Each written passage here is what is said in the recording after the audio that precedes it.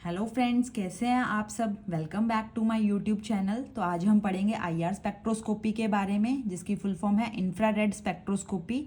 ये एक टाइप की एब्जॉर्प्शन स्पेक्ट्रोस्कोपी है जिसमें हम क्वालिटेटिव और क्वांटिटेटिव एनालिसिस करते हैं किसी भी ड्रग और सब्सटेंस की। हम क्या करते हैं, आईआर रीजन की इलेक्ट्रोमैग्नेटिक रेडिएशंस को यूज़ करते हैं और हम फाइंड आउट करते हैं कि उसमें कौन सा फंक्शनल ग्रुप जो है हमारा प्रेजेंट है। इसको हम वाइब्रेशनल स्पेक्ट्रोस्कोपी भी बोलते हैं।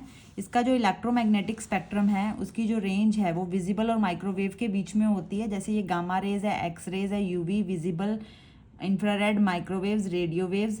तो ये विजिबल और माइक्रोवेव के बीच में आती है। इसकी जो रेंज है और कितनी होती है 0.8 से 1000 माइक्रोमीटर। इसको हम बेसिकली किस चीज़ के लिए यूज़ करते हैं, किसी भी कंपाउंड की आइडेंटिफिकेशन करते हैं। हम क्या करते हैं, हम उसके स्ट्रक्चर को डिटरमाइन करते हैं कि कैसा है उसका स्ट्रक्चर और उसमें कौन सा फंक्शनल ग्रुप जो है वो हमारा प्रेजेंट है। जो आईआर रीजन है इसके जो इलेक्ट्रोमैग्नेटिक स्पेक्ट्रम है उसको 3 पार्ट्स में डिवाइड किया गया है, नियर, मिड एंड फार।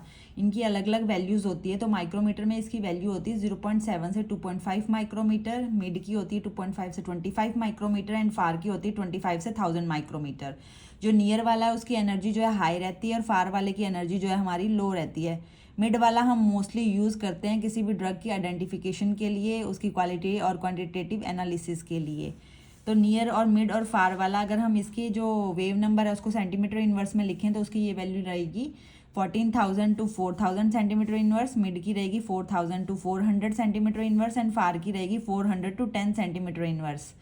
ठीक है, ये जो हमारा वेव नंबर है इनवर्सली प्रोपोर्शनल होता है एनर्जी के। मीन्स जितना ज़्यादा वेव नंबर होगा हमारी उतनी कम एनर्जी होगी, या हम वाइस वर्सा भी बोल सकते हैं, जितनी ज़्यादा एनर्जी होगी उतना कम वेव नंबर होगा। अब ये जो आईआर रीजन है, मैंने बोला मिड वाला हम मोस्टली यूज़ करते हैं, जिसकी जो रेंज है 400 से 4000 सेंटीमीटर इनवर्स के बीच में।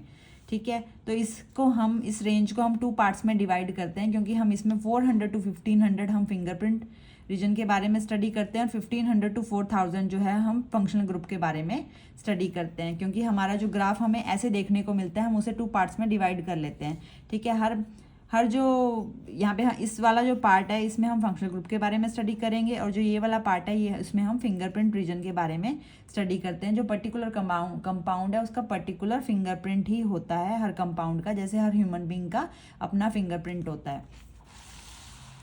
It is concerned with the study of infrared region of electromagnetic spectrum which results in vibrational transition। क्या होता है, जैसे ही हम आईआर रेडिएशंस देंगे, हमारा जो सैंपल है वो क्या करेगा, रेडिएशंस को एब्जॉर्ब करके ग्राउंड स्टेट से एक्साइटेड स्टेट में मूव करेगा और उसमें कुछ वाइब्रेशनल ट्रांजिशंस होंगी। उसके बारे में हम डिटेल में आगे पढ़ेंगे कौन सी वाइब्रेशनल ट्रांजिशंस होंगी और कैसे होती हैं। थ्योरी में क्या है, हमारा मॉलिक्यूल जो है वो एटम का बना होता है, ये हमें ऑलरेडी पता है। ठीक है, हम 10th क्लास से पढ़ते हुए आ रहे हैं, और वो किससे लिंक्ड होगा, बाय केमिकल बॉन्ड्स। अब जो मूवमेंट है एटम्स और केमिकल बॉन्ड की, उसको ये कैसे बता रहा है, they are like spring and ball vibrations. वो स्प्रिंग और बॉल की वाइब्रेशंस की जैसी हैं।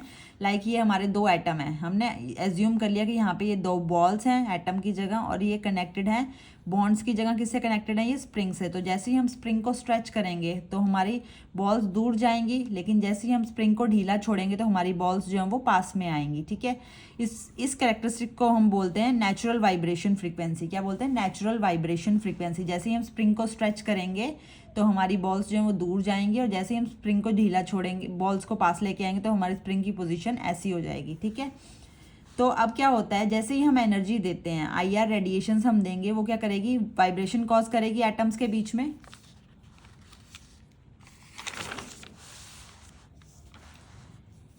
क्या होता है, all compounds are not IR active. IR active compound वही होंगे जिनमें क्या होगा, अप्लाइड आईआर फ्रीक्वेंसी जो है वो इक्वल होगी नेचुरल वाइब्रेशन फ्रीक्वेंसी के।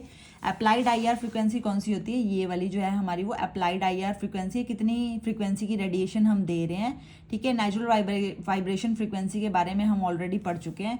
तो जब ये इक्वल होगी नेचुरल वाइब्रेशन फ्रीक्वेंसी के, तभी हमारा जो कंपाउंड है वो आईआर एक्टिव होगा। मीन्स तभी वो एब्जॉर्प्शन होगी उसमें। सेकंड थिंग, वो डायपोल मूवमेंट शो करे। ठीक है, मीन्स स्लाइट पॉजिटिव और नेगेटिव चार्ज हो एटम के ऊपर, तभी हमारी जो है इन 2 कंडीशंस में हमारी एब्जॉर्प्शन होगी। तो ये क्या कह रहा है, अप्लाइड आईआर फ्रीक्वेंसी जब नेचुरल वाइब्रेशन फ्रीक्वेंसी के इक्वल होगी तो क्या होगा, मॉलिक्यूल जो है हमारा वाइब्रेट करेगा तो उसमें एब्जॉर्प्शन होगी। एब्जॉर्प्शन होने के बाद क्या होगा, ग्राउंड स्टेट से एक्साइटेड स्टेट में मूव करेगा और हमें पीक देखने को मिलती है, मीन्स हमें ग्राफ मिलेगा। तो प्रिंसिपल क्या बोलता है इसका, प्रिंसिपल में आने से पहले हम क्या करेंगे, जैसे ये हमारा कंपाउंड सैंपल रखा हुआ है यहाँ पे ग्राउंड स्टेट में, हमने जैसे इसको IR radiation the, this is the applied IR frequency, जैसे ही हम इसको देंगे, अगर ये IR एक्टिव कंपाउंड है, मीन्स अगर ये इसमें अप्लाइड IR फ्रीक्वेंसी जो है वो नेचुरल वाइब्रेशन फ्रीक्वेंसी के इक्वल है। सेकंड थिंग, अगर वो डायपोल मूवमेंट शो कर रहा है तभी वो IR एक्टिव है ना, तो वो क्या करेगा, मूव रेडिएशंस को एब्जॉर्ब करके ग्राउंड स्टेट से एक्साइटेड स्टेट में मूव कर जाएगा, और जैसे ही ग्राउंड स्टेट से एक्साइटेड स्टेट में मूव करेगा उसकी वाइब्रेशनल और रोटेशनल एनर्जी जो है वो इंक्रीज होगी और वो कुछ वाइब्रेशंस शो करेगा। क्या होता है व्हेन IR, इसी चीज को हम कहानी के रूप में देख लेते हैं, when IR radiation pass through IR active compound, जैसे ही हम रेडिएशंस दी IR एक्टिव कंपाउंड को, compound absorb the IR radiation when frequency of IR is same as the vibrational frequency of the compound, means जब applied IR frequency जो है वो equal होगी नेचुरल वाइब्रेशन फ्रीक्वेंसी के, तो वो क्या करेगा, एक्साइटेड हो जाएगा, ग्राउंड स्टेट से एक्साइटेड स्टेट में मूव कर जाएगा और फंडामेंटल वाइब्रेशंस को शो करेगा। फॉर एग्जाम्पल, जैसे हमारे पास ये फॉर्मेल्डिहाइड है, जैसे हमने इसको IR radiations the, I0 here is the incident light and I is the transmitted light, तो यहाँ ये हमारा डिटेक्टर लगा हुआ। सपोज करो हमने 4000 सेंटीमीटर इनवर्स की जो लाइट थी वो दी हमने यहाँ पे, ये हमारा रिकॉर्डिंग सिस्टम है, इसमें क्या होगा, रिकॉर्डिंग सिस्टम में हमारा चलता जा रहा है, लेकिन यहाँ पे आके 2783 पे हमारी जो है लाइट वो मिस हो गई, जिससे हमें पता चला कि यहाँ पे फॉर्मेल्डिहाइड है। सेकंड थिंग, जो यहाँ पे कार्बोनिल ग्रुप प्रेजेंट है उसके लिए क्या होगा, यहाँ पे हमारी लाइट फिर मिस हो गई 1700 पे, जिससे हमें कंफर्म हो गया कि ये हमारा जो है फॉर्मेल्डिहाइड प्रेजेंट है, और हम स्टैंडर्ड बुक से मैच कर लेंगे और जो छोटे मोटे टेस्ट होते हैं वो कर लेंगे कंफर्मेशन के लिए कि हमारा फॉर्मेल्डिहाइड ही प्रेजेंट है या नहीं है। तो वेव नंबर की फ्रीक्वेंसी के बेस पे हम फाइंड आउट कर सकते हैं कि हमारा कौन सा कंपाउंड जो है वो प्रेजेंट है। अब सिलेक्शन रूल क्या बोलता है कि सारे कंपाउंड्स जो हैं वो IR एक्टिव नहीं होते। IR एक्टिव होने के लिए क्या होना चाहिए हमारा, मैंने ऑलरेडी बता चुकी हूँ मैं आपको, अप्लाइड IR फ्रीक्वेंसी जो है वो इक्वल होनी चाहिए नेचुरल फ्रीक्वेंसी के, मींस मैचिंग ऑफ फ्रीक्वेंसी होना चाहिए। सेकंड थिंग जो है डायपोल मूवमेंट जो है कंपाउंड वो हमारा शो करे, तभी हमारा जो है IR एक्टिव होगा। आई होप ये वीडियो आपको पसंद आई होगी। मिलते हैं नेक्स्ट वीडियो में। Thank you.